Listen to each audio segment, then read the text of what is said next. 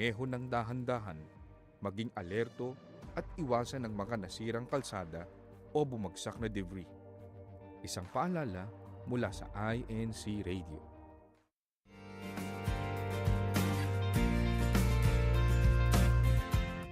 Overseas Filipino worker ka ba?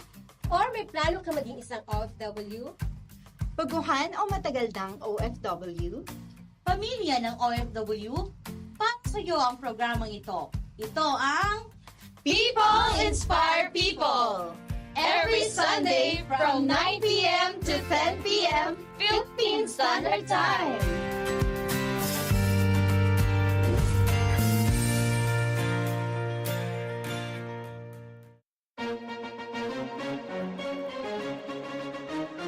Ito ang INCRadio, DZEM 954, ang tinig ng katotohanan, himpilan ng Iglesia ni Cristo, sumasahimpapawid mula sa Quezon City.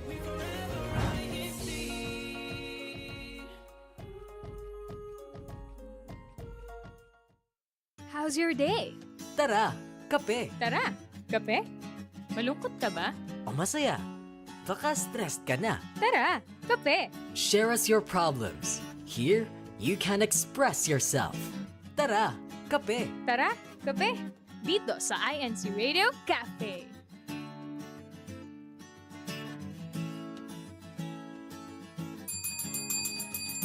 Ayan, what's up? Good morning, good afternoon, good evening po to everyone tuning in.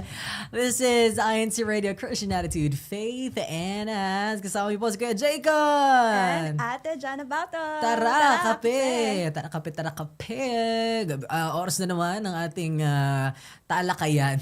Ate Jana, we're very, very happy kasi naabot na naman natin ang araw ng Sabado. At nagbabalik ka. Last week wala ka. Saan ka galing? Hindi na para sabihin niyo.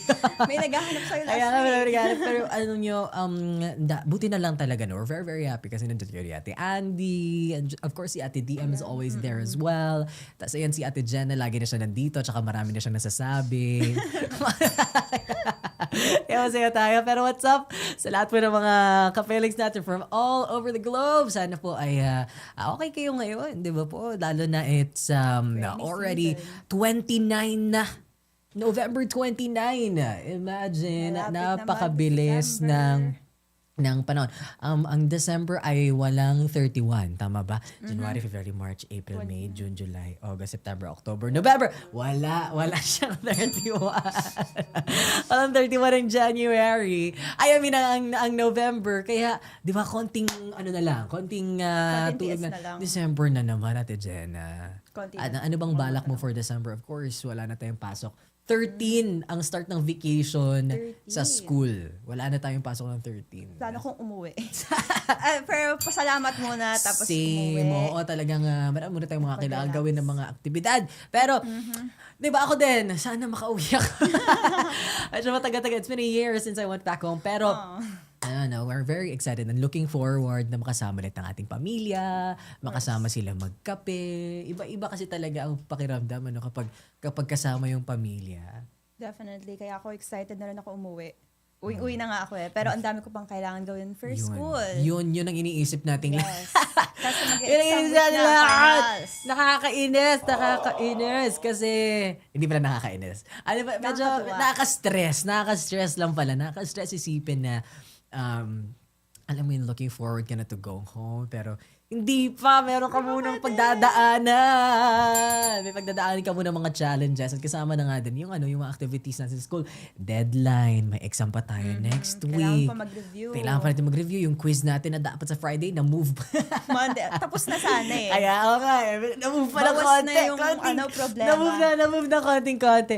Pero hello sa mga kapelings natin na nakasama natin ngayon. Sana ay makasama natin sila up in the coming next year, Ate Jenna, Kasi nakakamiss nga naman talaga na nakakamiss yung maingay tayo sa live chat. Gusto ko yun, ibalik natin yung mga panahon na may Kaya ingay. mag-comment na kayo, guys. Na may ingay tayo sa live chat. So sa lahat po ng mga nakikinig po sa atin ngayon, wait lang, gumagawa ko ng story. Hi.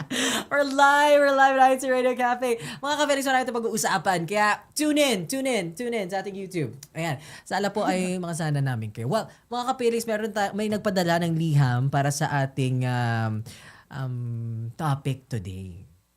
Kasi sinikap talaga natin na yung magpapadala ng liham will be in relation to our series. Kasi ito na yung huling araw ng series natin, Ate Jenna, in regards to grace. Diba? Ano na ba yung mga natutuhan mo sa lahat ng mga pinag-usapan natin this whole month so far? Grace and kindness, and siguro pagiging patient din. That's one thing. Bakit?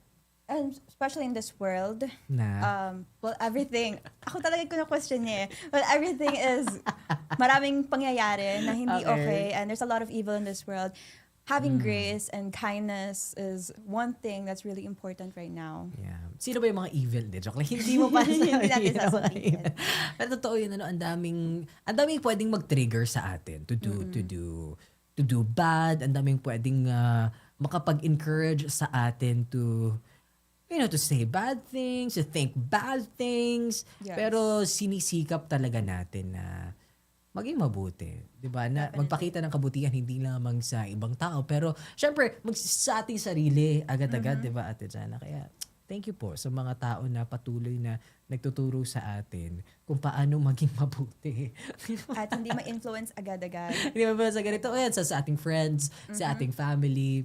And yun nga, parang napag-usapan din natin last time, even pagdating ng mga panahon na there are conflict, diba? Sinisikap pa rin natin na, to show grace, to show kindness. Kasi yun naman talaga ang importante sa lahat. That's so true. Pero bago yan, Ate Jana, ay ihatid muna natin itong liham na ipinadala sa atin. Basahin natin kung ano nga ba yung kwento niya sa atin today dito sa How's Your Day? Let's go!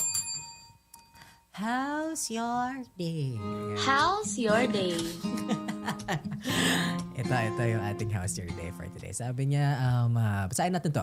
Dear INCRadio Cafe. Sabi niya, hindi ko alam kung pagod lang ba talaga ako o talagang sunod-sunod yung mga hamon na dumarating lately. I've been trying my best in work, sa bahay, sa responsibilidad ko. Pero kahit anong effort ko, may mga araw pa rin na parang hindi siya sapat. Ay, hindi ba? Mali yung bell. May mga ganun talagang moments talaga in our lives. And that's true. Ito pa sabi niya, kapag nagkakamali ako, ang bilis kong ma-discourage. Minsan, may mabibigat na moments. May mga mabibigat na moments pa rin na nadadala ako ng stress. And after everything, ako pa rin ang unang sisisihin. Ako pa rin ang unang sasasihin ng sarili ko. Para bang bawat challenge, imbis na matuto ako, mas napapagod ako. For one day, I caught myself asking, what if these challenges are not here to break me, but to grow me? Well, may ganun siyang self-understanding. Okay. Maybe grace isn't just about being patient or kind sa iba. Maybe it also means allowing yourself to grow through every struggle. Kahit maliit o malaki. Maybe it means accepting that challenges are part of becoming stronger, wiser, and more grounded. So I started reminding myself, huminga muna kapag mabigat. Huwag mabilisan ang pag-give up. Instead of saying, hindi ko kaya, I try to ask, ano kaya ang itinuturo nito sa akin? I try to talk to myself kindly, not with pressure, but with hope. Hindi madali, sabi niya. Pero I'm beginning to see that every setback, every misunderstanding, every tiring day, my seed of growth hidden in it. And when I choose to respond with grace, may grace that seed grows. Grace that grows teaches me to slow down, to reflect, and to rise again.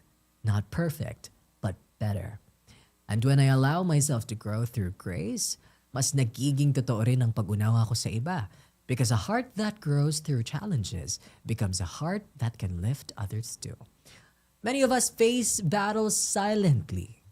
Pero sana we also learn to see the lessons behind them. Because grace isn't just a soft feeling, it's the strength that turns challenges into growth. I like that. So yun na nga pag-uusapan natin today, Ate Jenna, no? Grace that turns into growth. I like that. In despite of challenges, we learn how to grow and accomplish whatever challenge that we have. Okay. Hindi ba totoo yun? Gusto ko yun. Kasi totoo, daming moments talaga. Kahit nabanggit ng ating kapiling na may mga pagkakamali siya, may mga setbacks, di ba? May mga struggles. And madalas, hindi niya yun nakikita as a learning experience. Hindi niya yun nababasa as, kumbaga wala siyang nasa-sense na growth mula dun sa mga challenges na yun, even kung na-accomplish niya yun or nag-fail siya. But rather, napupunta siya dun sa, wala, pagod lang, ganyan. Parang, kumbaga sayang lang lahat ng Parang effort. routine lang na cycle na gagawin mo. Pero walang pinatutunguhan. Oo, I love that. Walang pinatutunguhan. Yun yung sabi niya. Pero, ito yung question din natin. Kasama sa mga kapelings natin na gusto nating mabigyang liwanag. When was the last time na you faced a challenge that felt overwhelming but later realized that it taught you something important? Yung parang, nung humarap ka dito sa challenge na to, parang nung una, parang wala naman tinuturo sa akin, parang wala naman patutunguhan dito. Pero, yun pala, meron pala siyang naituro sa'yo. That is a question para sa ating mga kapiling. So, please do join our conversation. Hello kay Ate Janet, kay Ate Pau. Hello, Ate Pau. Ate Pau Balares, thank you so much for tuning in. Bukas, sina Ate Pau naman yung mapapakinggan natin sa TikTok. May ganun ka bang moment, Ate Jenna? Yung parang... Of course. Ano yung moment na yun? Marami. Marami naming kape. Hindi, pero sige, go. Go ahead. Tell us. Siguro sa overwhelming challenge will be, nag-start ako mag-work ulit, parang inisip ko, pasok ba ako dito? Parang kaya ko ba pagsabayin tong dalawang to na kakayanin ko ba yung time na to? Kaya ko ba mag-time management? Or kaya ko ba i-jiggle up my time for this certain thing? I get it, yeah. Pero at the end of the day, narealize ko na, kaya ko naman pala. Pero meron talaga mga challenges na you'll think na, I want to give up. Parang ganon. Pero at the same time, little by little, I learn from it. Mm-hmm. And I learn to grow from it. That's true. Kasi, hindi, yung realization mo dyan, kasi napag-usapan na natin even before, na parang, it's, you've been working before, nung mga senior high school pa lang tayo. Medyo nagtatrabaho ka na, no? You're working student ka na by choice. By choice ito, para lang may pambili ka ng kung ano. Hindi ka naman breadwinner. Parang, yeah, you just wanna try it out. And it was working before. For experience. And for portfolio. Oo, maganda yun. Pang-build up ng sarili. Kasi nung nag-start talaga ako, way back nung senior high school, classmate ko yun sila Jaycon. And I was very busy that time. Tapos online pa kasi tayo nun, di ba? So I still have time. And then yung time na yun, nagtitraining din ako. So sabay-sabay, I have school, I have taekwondo, yung sports ko, and then I have work. So isipin mo, sa isang 1 week na yun, paano ka pinagsasabay yung tatlo na yun? Pero it was easier that time kasi nga mga senior high school pa lang tayo. The academic pressure was not that tough, 'di ba? Yung mga activities din natin, total online school naman, nagagawa mo lang siya within the comfort of your own room. But it's different this time around kasi you have to kailangan natin pumasok. Yeah, kailangan natin pumasok. Hindi pwede. Tapos I have morning class. Tapos minsan I have late class ng gabi, afternoon pa. So it wasn't, masasabi mo talagang overwhelming talaga siya at first. It is overwhelming at first. Mm-hmm. Pero I learned to manage my time naman. And at the end of the day, buhay pa ako ngayon. Paano mo siya nasabing it was worth it? Kung yun nga yung tanong, wala ka namang binubuhay. Wala nga. Diba? Because you're just working because of experience. You were just working because you just wanna, buy things for yourself. Ano yung driving factor na na masasabi mo na, okay, I'm doing this for this? Well, masaya kasi siya once you experience it. Okay. Parang masaya siya. Not only for me, pero it's for helping other people then. Not only sa work ko. Sa work ko, I feel like I've contributed a lot sa company. Not only that, to my family, of course. I get to travel with them and, before silang nagpa-fund for traveling. Pero now that I have my own work, I use my own money to fund for the trip. Yun. So, that's one of the drive or goal. Not really goal, pero yun. Not only for myself then. Pero, when you have, siguro yung na-experience mo na, you want to grow more. Kumbaga gusto mo, startup siya eh. Sabi nga natin Pao, sabi nga sa live chat, the hardest part is always the first step. Yes, So the first step is always the hardest. And that is true. Kasi nga, we are testing new waters. Yung ginawa mo nga na yun, yung parang first time mo magtrabaho ulit, tapos college, tapos yun nga. Pero nakita mo na it was worth it naman siya. Kahit pa paano kasi nabibigyan mo ng kasiyahan yung pamilya mo. Di ba most of young adults these days, yung mga teenagers hours, parang struggling eh. Yeah. Struggling with finances, struggling with, with juggling everything out. Pero ikaw, you're very, very, very grateful na gagawan mo siya ng paraan, di ba? And I could say that for myself as well.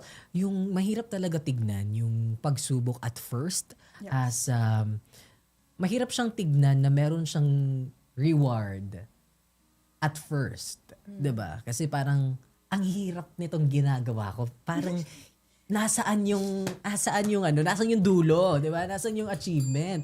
At tapos, ang haba mahaba talaga siya.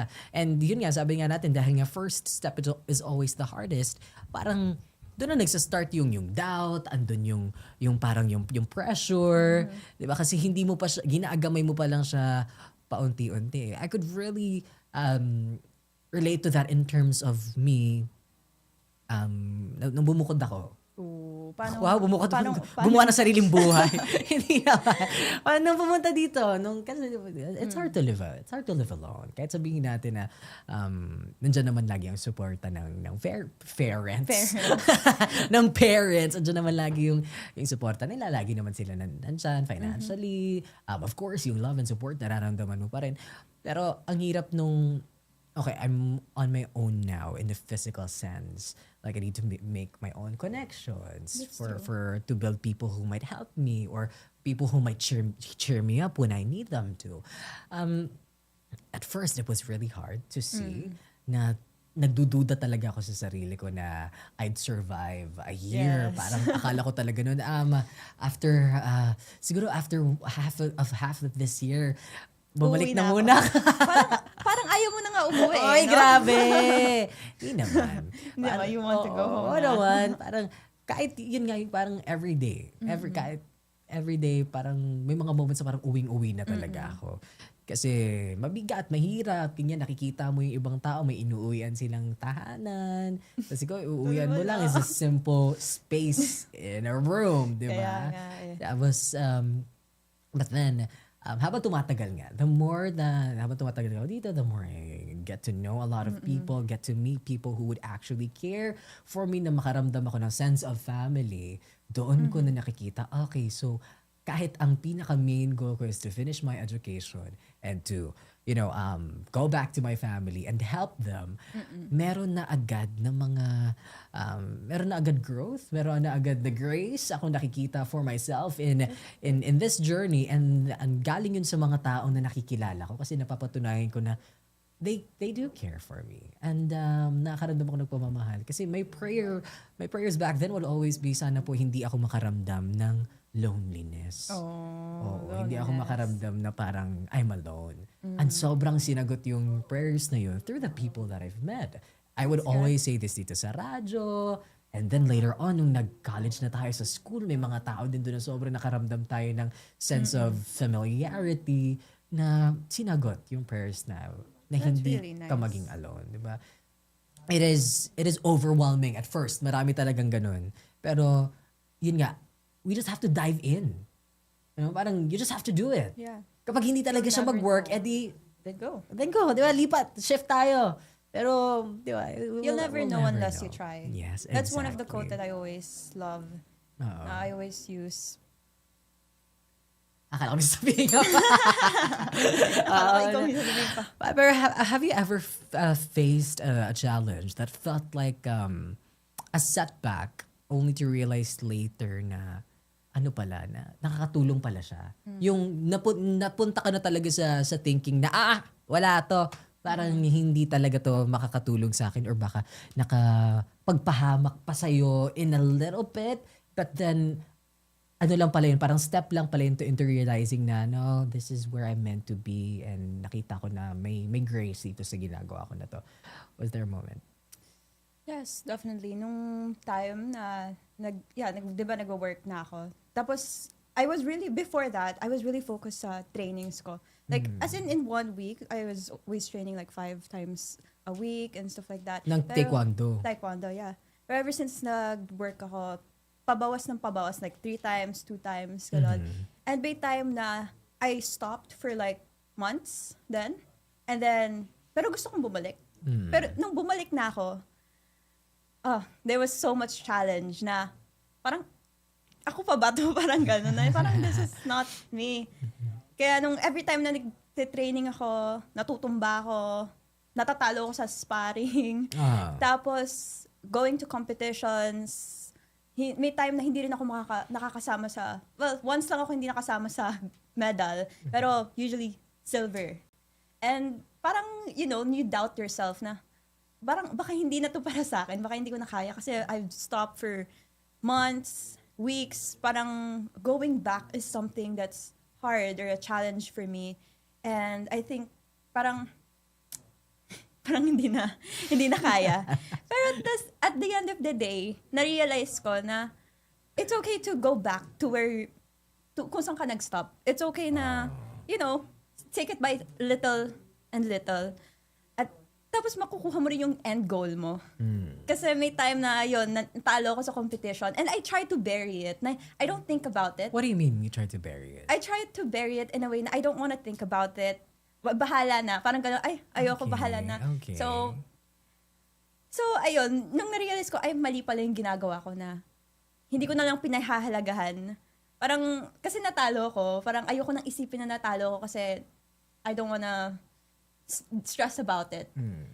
Pero, na-realize ko nga, yun, one thing is for sure, you have to face it. Yeah. You have to try to win again or use it as a motivation to finish that challenge, kung ano man yung challenge na yon. Kaya, yun, I train harder. At the end, sumali ulit ako sa isang competition and I got a better result. Yes. Parang, that type of, I guess. You needed to wake up. You needed something to rekindle that spark. Oo, kasi syempre when things are getting overwhelming, kasi nga hindi na lang doon nagre-revolve yung extracurricular ng buhay mo aside from academics and aside from what you usually do sa bahay, 'di ba? Of course sa atin sa loob ng Iglesia ni Cristo, marami din tayong mga tungkulin. Nung nadagdagan ka pa because you really had to work. You wanted to work. Yeah. Parang medyo nawala yung spark. Pero Because of busyness. Then. oo, business. Pero yeah, but when gusto ko yun, yung sinabi mo na you tried to bury it. You tried to forget about it. Na parang nagkamali ako. I faced a struggle. Nadapa ako. Pero instead of like acknowledging what happened, why it happened, what can I do for it, parang hindi mo na lang siya pinansin. That is actually isa sa mga nagpapabigat or nagpapahirap na bakit hindi natin nakikita yung sense of purpose ng ating personal endeavors is that when we face struggles, mas ginugusto kasi nating i-ignore yung challenges, i-ignore yung failure, as opposed to really acknowledging kung yun nga, bakit ba ito nangyayari? Saan ba ako nagkakamali? What does this teaches me? When we stop questioning ourselves kung ano yung itinuturo sa atin ng pagkakamali natin, that's where hindi na siya nagiging worth it. Hindi na natin nahanap yung pinaka-purpose of why we're doing things. Kasi lagi natin sinasabi, our failures shape who we are. Diba? Our failures, they they are a major factor in, in dictating kung bakit natin ginagawa yung ginagawa natin, 'di ba? Parang nawawala yung sense of purpose. So it really is a hard thing kapag pag hindi natin siya pinapansin. As opposed to, okay, I acknowledged my mistake. Yes. Naisip ko kung ano yung pwede kong gawin to be better next time. Saan ba ako nagkukulang, 'di ba? Doon din pumapasok yung kapag nagkamali ka ba, mas na-inspire ka ba to do better? Or parang dun sa pagkakamali na yun, naging signal na ba yun na maybe this is really not for me? Diba? Yun nga, parang kailangan, you really need to start those questions. You really have to write them down, diba? Kahit sa utak mo. For things to make sense. It's true. Well, that actually happened to you. Yung sinabi mo lang na, would I actually quit? Parang ganon na natalo ako. Sinabi ko, okay, tama pa ba ito? Parang ganon. Yes. Pero, yun, na-realize ko na it's better to keep going. Parang ganon. Kasi yun yung parang parang nire-resist kasi natin eh. Yung growth. Kasi of fear. Yes, because of fear, because of immaturity. Parang sabi nga ni Ate Pao, hello Ate Pao, sabi niya, stepping out of your comfort zone will lead to character development. That is true. And, resisting growth, di ba? Kapag hindi natin nakikita, kapag kapag pinipigilan natin na, yun nga, tanungin kung saan tayo nagkakamali, di ba, step out of our comfort zone, pinipigilan talaga natin yung pag-grow. And, do you think may malaking epekto sa'yo kapag pinipigilan mo yung growth? Have you ever experienced something na parang you're denying yourself to understand the struggle, tapos later on, syempre, napipigilan niya rin yung growth? Yes, mas nakaka-stress siya. Kanina kasi sinabi ko, diba, I bury it. Kahit instead of, kasi piniface ko, no, I just bury it. And running from it, I thought na kaya ko, or running from it, kala ko okay na. Pero at the end of the day, after weeks, days, months, babalik din. Hindi siya na-resolve. Okay. Mas lumala siya. Yeah. So, I guess yun nangyari, and that's why it's better to face your challenge instead of running away from it. For growth then. That is so true. Maraming chances, di ba? Life is full of chances. Life is full of, understanding. Saan ba tayo talagang mag-fit? Kaya maraming tao talaga na nag-resign sila sa kanilang previous work because they don't feel like they fit in that. Yun, ganun na yung parang mindset ng generation natin, as opposed to before na they really stay. Kasi parang sabi na, this is where I should be, or hindi magandang pag-uugali yung umaalis. Pero yung iba talaga, they choose to leave. They choose to let go because that is growth. Ang ganda kasi, when we're talking about leaving, ang maganda kasi in our world today, in our society today, kapag umaalis kasi tayo, there's always, wala namang reason to cut off communication, wala namang, kumbaga, rason para hindi na natin makita ibang tao because there's always modern technology for us to keep in touch or to keep the communication within. Pero talagang kailangan talaga natin isa-isip na leaving is a good thing. Yes. Diba? Kasi it will help us grow. Diba? Kaya isa din yan siguro, Ate Jana, sa mga struggles ko personally. Isa yan sa mga grace na I struggle to figure out, or na nagsastruggle ako na ma-realize, is that when people leave, sobra akong nadedevastate. Ganun talaga yung ugali ko. Parang nagsha-shatter yung heart ko. And when I ask other people about their perception about people leaving, ang laging sagot lang nila, ganun talaga, aalis talaga, taalis. Pero sabi ko, masakit. Bakit? Ayoko. Ba't ako iiwan? Ayoko sila, malis. Diba? At medyo matagal bago ko na-figure out na sobrang kailangan pala yun. Kasi natatakot nga ako na pag umalis yung mga tao, parang, Wala ka na. nasan ako? Yung attachment ko sa kanila, diba? Where will I go? Diba, meron pa bang susunod na kagaya nila? Ganun lagi yung question sa akin.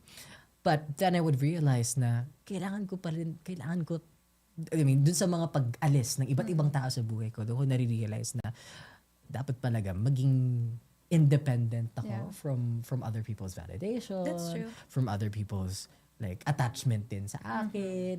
Kasi madalas, before, I would associate my value depende sa kung sino yung kung sino yung kasama ko, kung sino yung kausap ko, kung sino yung laging kadikit ko. But then I learned na no, they won't determine or they won't dictate my value. That's very nice. Oo, ako ang I have a power to decide what my value would be. I really love that you realize that that you're your own independent personal, and it's a great growth, to be honest. Bakit?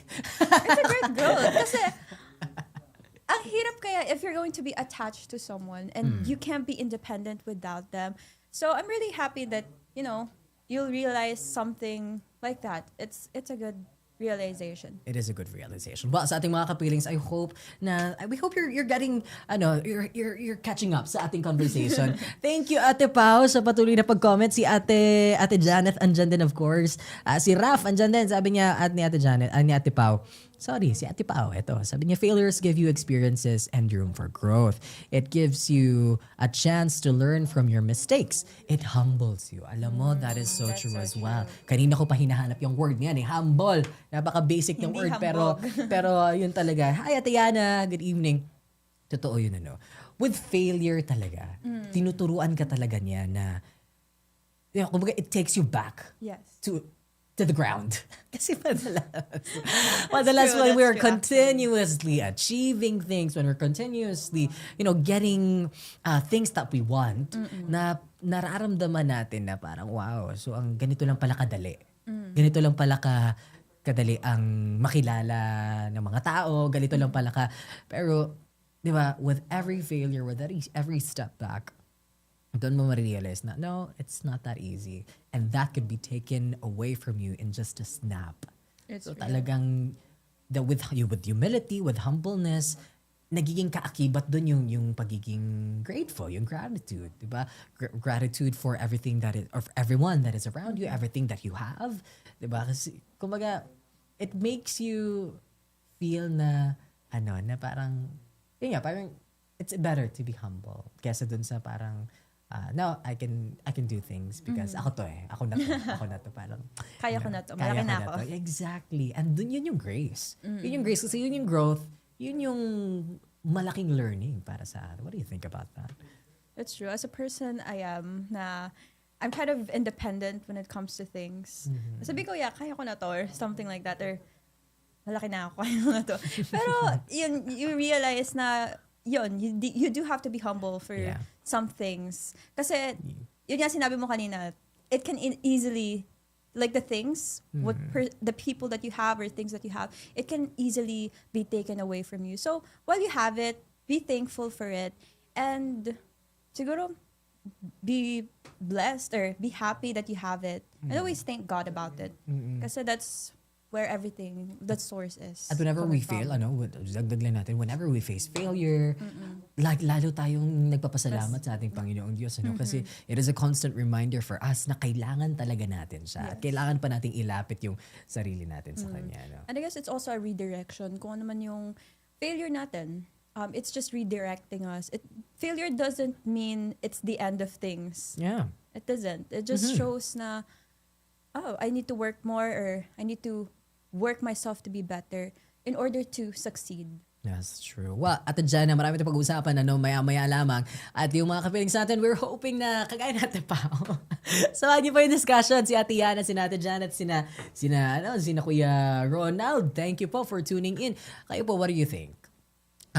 How do you choose growth over discouragement when you fail? That is one thing that we want to we want to answer. At later, meron pa tayong may nakuha tayong mga tips mula sa ating mga eksperto kung how we should, perceive these conversations or issues. Diba? Especially now, as members of the Church of Christ, and of course, tayong mga kabataan, kasi ang dami nating issues sa lipunan.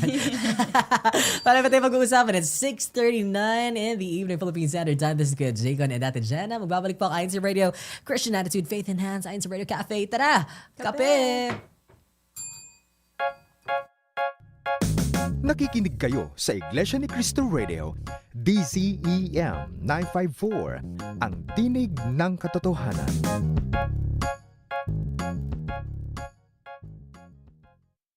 Ayan, magaganda na yung resulta ng mga laboratory test mo. Tiyakin mo na masunod yung mga advice namin para sa susunod na test, nananatiling magaganda yung mga resulta. Okay? Okay. Andiyan pala kayo. Doc JM po. Congratulations! Natanggap ka na sa bago mong trabaho. Pero, ready ka na ba para sa pre-employment medical examination mo? Kaya tumutok po sa INCRadio serbisyo para tulungan namin kayo mapaghandaan ang darating mong pre-employment medical examination. Mapapanood po ang INCRadio serbisyo sa INCRadio sa Lunes alas 8 ng gabi.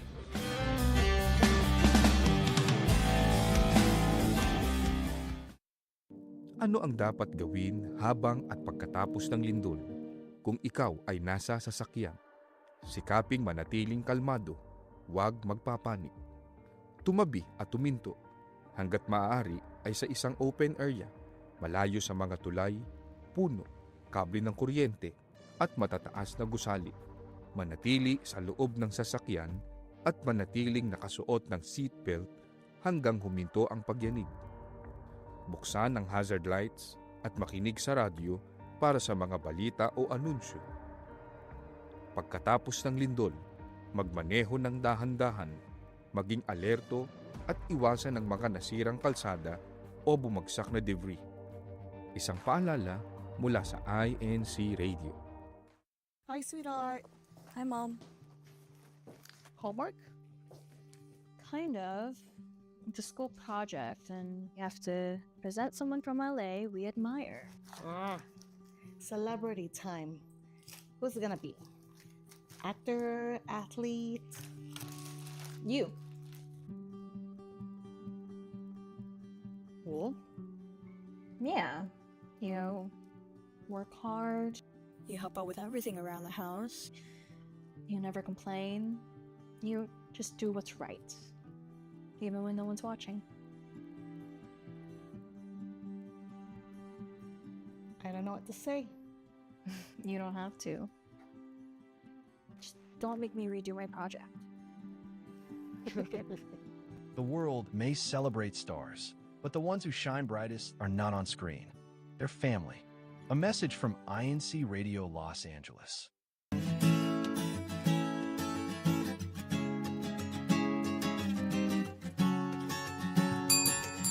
Welcome back. This is INCRadio Cafe, Christian Attitude, Faith Enhanced. Kasama niyo pa rin po si Kuya Jaycon. And Ate Jenna. Tara! Kape! Kape! It's 6:42 in the evening, Philippine Standard Time. At saka yun nga po, hello mga kapelings po natin na nandyan sa live chat. Maraming salamat for joining us. Yung mga kapelings natin ngayon na nandyan nagmamaneho, ano mo yung ginagawa ninyo, putting us on your background. Maraming salamat po. At dyan na po kayo, pakinggan nyo lang yung usapan natin, having you're doing everything. Ganoon naman yung gusto natin dito sa cafe, parang chill lang, di ba? You don't need much participation. Pero mag-participate pa rin Pero po kayo. kung kaya nyo lang naman, di ba? Mag-comment po, kayo dyan mag-comment po kayo. Mag-comment kayo dyan sa baba. Hello po. Ayan, meron tayong quick coffee break before we go back to our main discussion. Ako, alam nyo na to, di ba? Dito natin nakuha yun yung this or that. This or that na naman. Let's go. Siyempre, related po yan sa ating pinag-uusapan ngayong araw. Ayan. Pero ito na, mga kapiling. Ito. Pili lang, this or that. You faced a challenge that didn't go the way you hoped. This. You see it as a failure and avoid thinking about it. Or that. You reflect on what went wrong and treat it as a lesson that will make you wiser next time. So, Before this, pero growing up, or after few challenges, You that realize na. na, oo nga, that na. Alam mo, it's very easy to, just think about things na, to not think about things pala. Na, tapon mo na lang siya sa basurahan. Hayaan mo na lang na makalimutan na siya ng buong mundo yung pagkakamali mo. And ikaw mismo sa sarili mo na parang kalimutan mo na lang na nangyari yun. Pero kailangan talaga natin to reflect, Ayan, that tayo dyan. Kayo po, please do participate. Di ka siya answer ko. Nasa Telegram. Sabi ni Ate Yana. Mamaya basahin natin yung answer ni Ate Yana. Thank you, Ate Yana. Ito, yung that... Okay, ayan alam mo, gagawa na ako ng Telegram channel eh. Ayun. Doon yun na lang po isend yung answers niya. The joke lang. Ano po? Ito, next one. You're overwhelmed with responsibilities. These, ang tigas na this, you push yourself harder. Thinking struggle means you're not strong enough, or that you pause, acknowledge your limits, and see this season as a chance to learn and learn balance and resilience. That you pause, acknowledge your limits, and see the season as a chance to learn balance and resilience. Yeah. Sobrang true. Parang baka kasi yung mga part na to na yun nga, parang nabubugbog ka na ng iba't ibang trabaho. Maybe it's time for you to wake up. Yeah. Or sleep. Or Kasi sleep. yung ginagawa mo. Or baka natulog ka na lang. Or nga, parang realize na maybe you can say no sometimes. Maybe you can, unload things sometimes. And, parang hindi ka naman makawawa sa bandang dulo. Kasi yun yung ayaw natin eh. Yung parang malugi tayo. And by lugi means parang nagkakasakit na tayo. Yes. Parang hindi na siya nagiging worth it. Sabi nga ng nanay ko, alam mo, kailangan magpahinga kasi nakikita namin na sobrang ang nag-i-enjoy. Diba? Sayang naman kung, pinapagod mo yung sarili mo, hindi mo na may enjoy. Yun nga rin sinasabi ng parents ko. Work ako ng work, pero pag hindi ko inalagaan yung sarili ko, baka yung pera ko mapunta lang sa ospital. Exactly. Insurance. Yun pala yun. Pero eto, a stressful moment made you react poorly. Either you screamed at someone, or you shouted at someone, or, I don't know, poorly. Bahala kayo. Label yourself as not good enough and stay stuck in shame. Or that, you apologize where needed. Learn from the moment and grow into someone more patient and self-aware. That, definitely. Hindi kaya ng guilt ko yun. Yung ano? Yung, kunwari, may ginawa akong hindi okay, kunwari sinumayaw ako or whatever. Yeah. Hindi ako mag-apologize. Hindi ko kaya yun. Kailangan ko mag-apologize. And, learn from it. Alam mo, dito pumapasok yung accountability, diba? That's true. Yung talagang, when we make mistakes, we have to really make up for it. Hindi pwedeng yung pinagtatakpan na lang natin siya at sa sobrang hiya ay hindi na lang natin hinaharap. Diba? Kailangan harapin talaga natin yung mga pagkakamali natin. And ito pa, Ate Jana, life feels heavy and uncertain. Would you force yourself to pretend everything is fine? Rainbows, butterflies. Or you allow yourself to feel, reflect, pray, trust that this challenge is shaping you in ways you may not see yet. That, definitely. That. You allow yourself to feel and reflect, pray, and trust that this challenge is shaping you in a way you must not see it yet. Something like that. Totoo, no? Give yourself time to realize talaga kung ano yung kailangan natin, di ba? That's always the first step, realizing it. Realizing. Self-awareness. Di ba po? Eto, basahin natin yung sagot ni Ate Yana. Ate Yana, thank you so much po. Maybe we can answer more. Sabi ni Ate Yana, when things feel hard, we choose growth by being kind to ourselves first.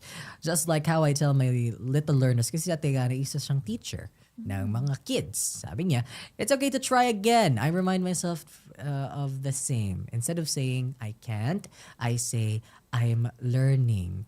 I look at what the challenge is teaching me. Maybe patience, maybe courage. And I take one small step forward. Growth doesn't mean being perfect. It means you're staying gentle, breathing, and just trying one more time. That's how we turn discouragement into learning. Wow. That's so nice. Sabi natin Yana pa, I trust God's perfect timing. Hindi naman kasi ako magaling. Siya lang ang makapagbibigay ng lahat ng hinihiling. Thank you, Ate Yana. That is beautiful. Totoo, no? We really have to, turn discouragement into learning. Dito natin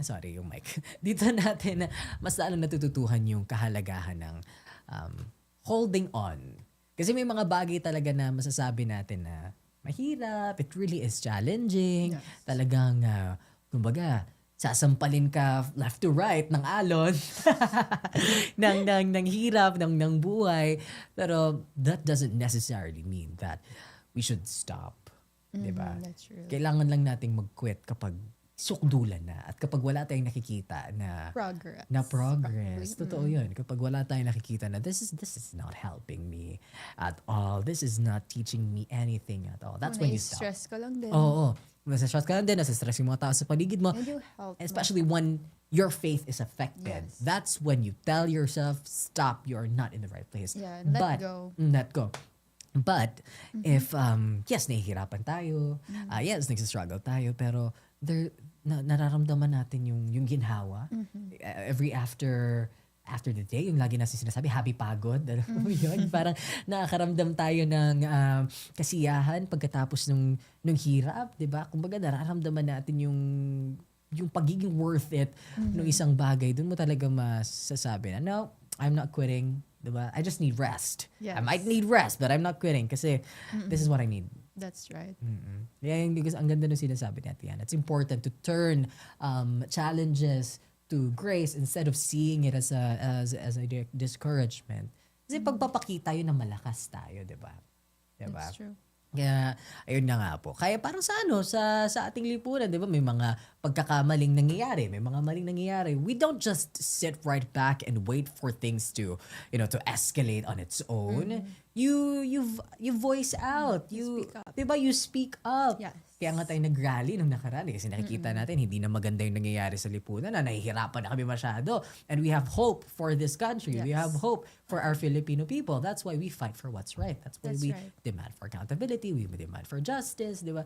Yun, lahat, it's a circle. It's a spiral. Sorry. It's a spiral cycle na kailangan talaga natin pagtrabahuan. Di ba? Kailangan ma-realize natin. Sabi ni Ate Pao, unwind. Sometimes you need to step back for a bit, reflect and rest. Or just smell the roses. Smell the roses. Ang cute. Kasi, mahilig ba kayo mag-amoy-amoy ng bulaklak? Pag babae ka, Wow. Totoo. Hindi naman. Mabango. Mabango naman talaga. Alam mo, ang favorite kong naamoy na flower, yung ano yung national flower natin? Sampagita. Pag may nag-offer pa lang ng mga bata, ang bango. Ako nahihilo ko You don't dun. like I it? don't It's too much overwhelming. I nahihilo like it. I like roses. And vanilla. Vanilla.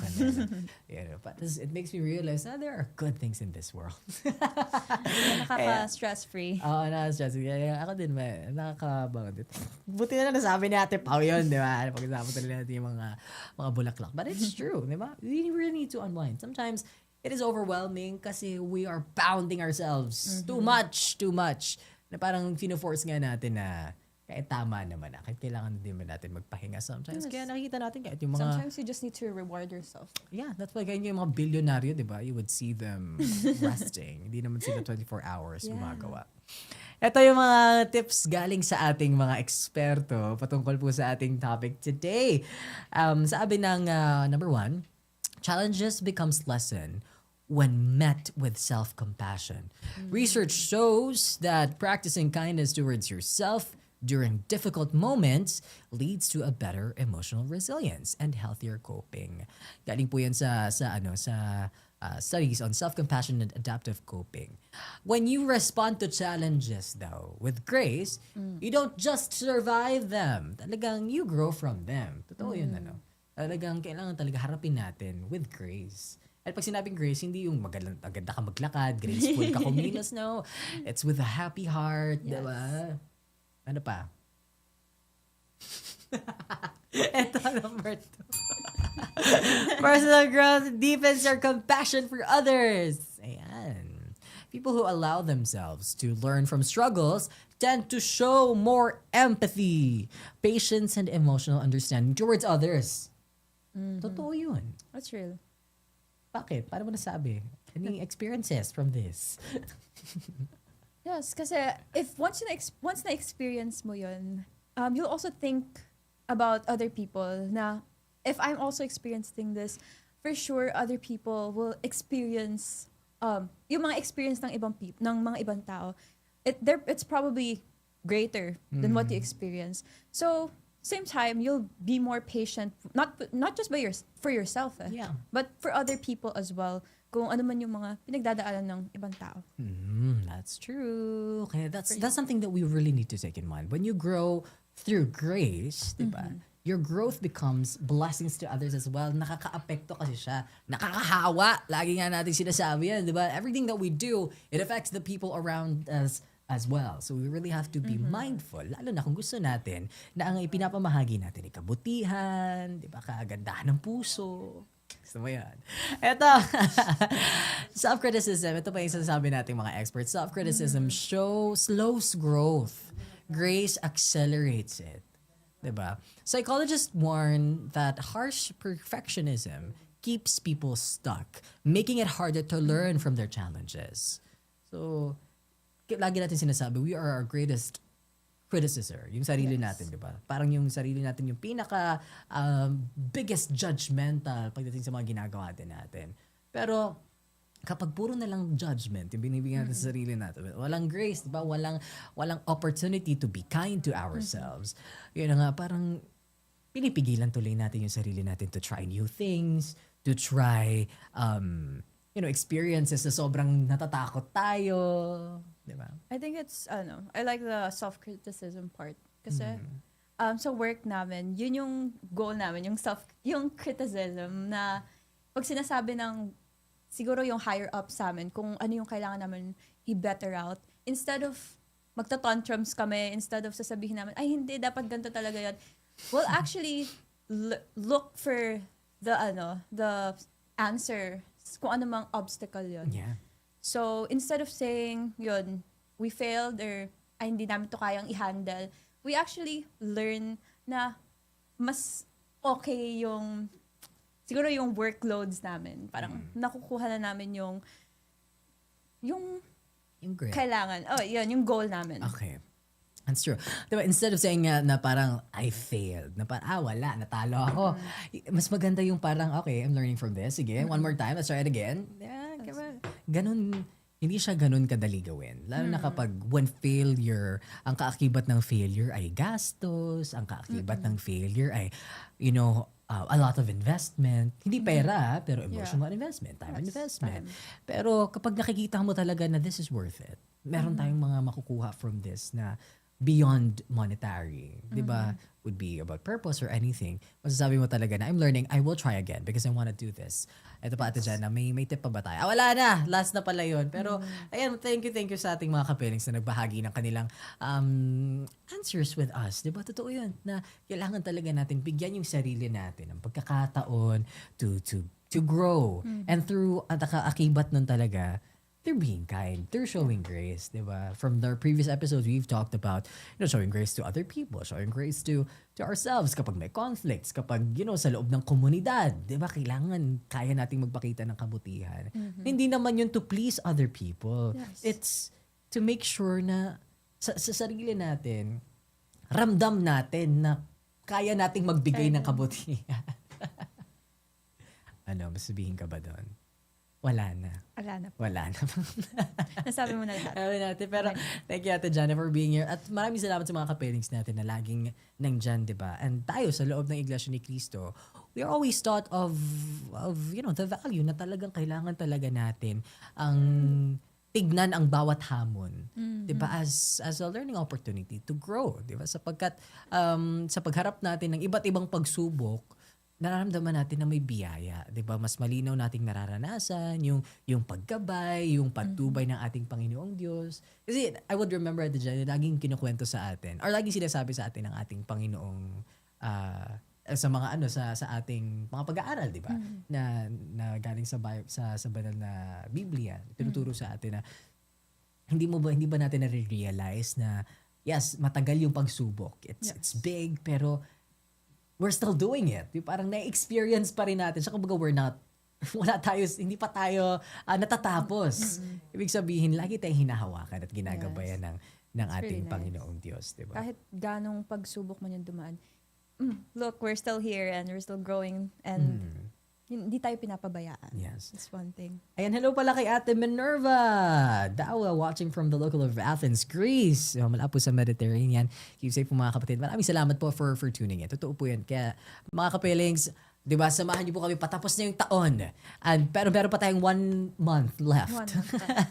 Mabilis lang yan. Parang 1 week lang yan. Promise, di ba? Next month, December na. December 6, di ba? Next month. Kaya sana po ay makasama pa rin namin kayo dito po sa ating pong talakayan. And hopefully next season ay makalabas na ulit tayo dito sa studio, no? Parang, naudlot lang ngayon kasi napaka-busy natin. Pero gagawin natin ulit yan. And malay nyo, makasama rin po namin kayo sa pagkakape, di ba po? Kaya thank you so much po sa mga kasama natin for this week. Ate Jana, do you have anyone to greet before we go?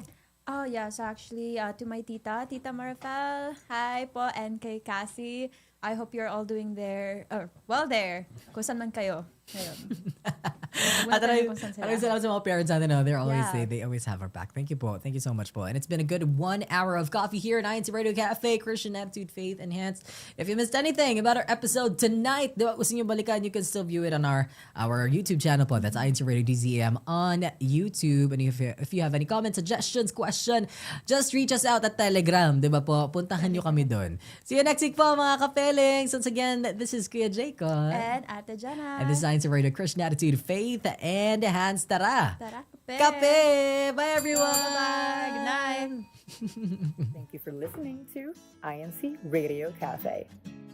Christian Attitude, Faith Enhanced.